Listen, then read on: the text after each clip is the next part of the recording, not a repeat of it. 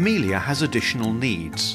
Her parents have chosen to place her with a childminder for after-school care. There it is. She's probably got the ability of a 12-month-old baby, so she's not yet to be walking, she can't communicate, there's no speech, we have the odd sounds come out but nothing more than that really. So she's what we would call a severe learning difficulty.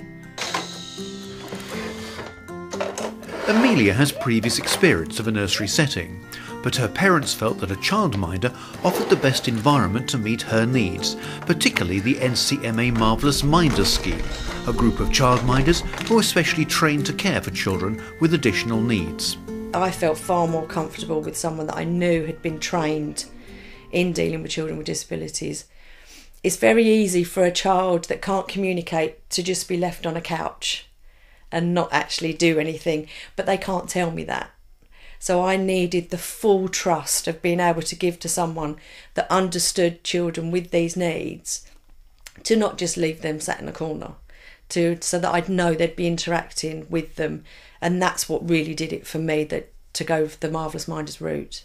Marvellous Minders are supported by coordinators who provide a link between parents and childminders. Marvellous Minders are a group of childminders who have specialisms working with children with disabilities. They're part of the CCF NCMA network, so they're quality assured childminders. They have to be on that to be quality monitored. And basically we'll link up a Marvellous Minder with a parent depending on the specialised needs of the child. Claire Yeo is the Marvellous Minder who provides after-school care for Amelia. Amelia has been with me for 5-6 months now. She came to me in September. She comes after school. She has some additional needs. She has a global delay. She's fitted in really, really well with everybody else. Everybody loves her. For parents, finding the right childminder is largely about trust and personal empathy.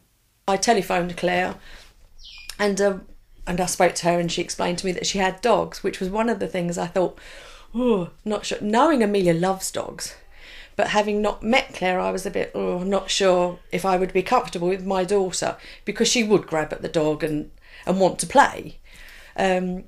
However, we arranged a meeting and Claire said, totally understand my concerns, came round here, met, and instantly clicked with Claire.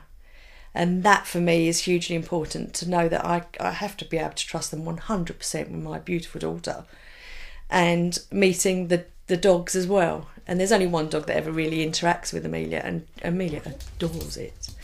But that, I think, having that real trust with Claire was just such a weight off my shoulder, to be able to know I can go to work, and then at the end of the day Amelia can come here, have her dinner, and I'm comfortable.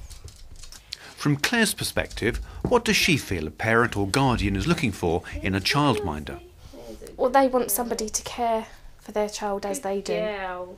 They want someone who can deal with the disabilities, but then treat that child equally throughout your setting, because obviously you don't want to not include them in anything that you're doing.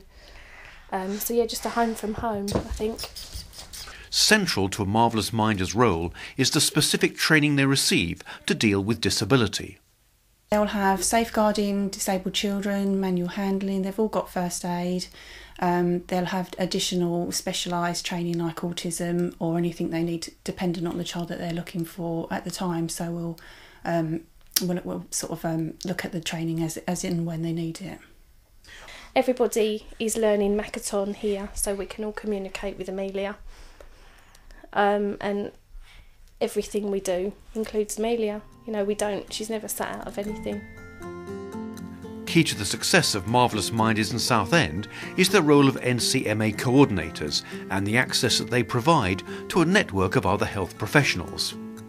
There's 3 coordinators in Southend, so we have our own areas, so we all support our own childminders that are on the scheme with monitoring and support, making sure that their standards are of that highest quality that they should be being on the network. And any training, again, that we can put through the network, we will do. Any additional training that they feel that they need, we'll put on for them. I get a lot of support from our coordinator, Jo. She's always at the end of the phone if I need her. on that side of things, but then obviously the support at home from my husband, who is also, he's my registered assistant and he's done the same training as me. Yeah, there's, you know, and other childminders as well. My sister's also in the same situation, so. It's the knowledge. Anyone can look after a child and say they're a childminder, I feel, but it's knowing that there's a bit more background behind it, there's a bit more depth to what they're doing. Whilst childminders focus on care for children, the impact on parents and families is often huge, allowing parents to have important respite or return to work. A lot of parents are very worried about going back to work to leave their child. I know as a parent myself, my child, as soon as she went into a home-based care, she just run off and played. And I see that with a lot of parents, that they find that they're not quite sure, but when they actually go to a childminder, they like it because of the flexibility as well, because a lot of people work in London and can't get back for nursery times, so that helps them with the flexibility. And also a lot of the Marvellous Minders are registered for overnight care, so they can actually look after children on a longer basis as well. Amelia's mother has returned to work, and this has had a positive impact for her and her family. Go with your gut feel, but do use childminded. Don't think that because your child is disabled you can't continue with your career, you can't continue with anything. It really is important for you, and I think for us as a family, my husband and I, that we've still got a place in society ourselves rather than being shut away, and actually your child will as well. So to be really positive, it is just essential that you keep strong as a mother, as a father, and use your brain as well. I think that's another thing. It's so easy to, when I was at home for 8 years, getting very frustrated, lonely. It can be very lonely being at home on your own and just looking after your child and taking them to school, picking them up from school. Get back out there, it really is worth it. And for childminders too, the experience of caring for children with additional needs can have very positive outcomes. Every little step that she takes, every achievement is, to what some people would be a small step, is huge. So it is very, very rewarding.